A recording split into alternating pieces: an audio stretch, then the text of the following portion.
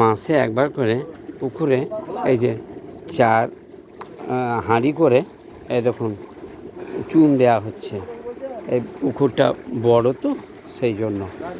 তা এই পুকুরটা আমি দেখছি পরিষ্কার পরিচ্ছন্ন আছে, কিন্তু একটু আবর্জনা, আবর্জনা পরিষ্কার করে দেওয়া দরকার।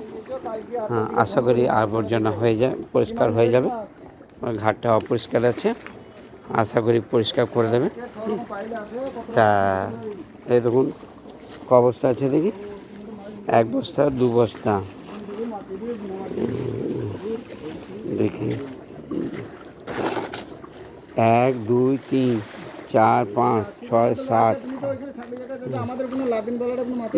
ক বস্তা আছে গো? 10 বস্তা। আচ্ছা, হ্যাঁ 10 বস্তা। যাই হোক, 1 2 3 4 5 6 7 8 9 বস্তা, 10 বস্তা। 10 বস্তা মানে কত কেজি? একটাতে কত কেজি? বস্তা হিসাবে। যাই হোক, এই চুন দেওয়া হচ্ছে। তা পরিষ্কার পরিচ্ছন্ন এরকম যেন থাকে। আমাদের দোহালিয়া কালীবাড়ির পেছনে যে পুকুরটা আছে, এই পুকুরটা পরিষ্কার নাই কেন? আপনারা সবাই একটু জবাব দেওয়ার চেষ্টা করবেন। জয় হিন্দ, জয় ভারত, জয় শ্রীরাম, জয় শ্রীরাম।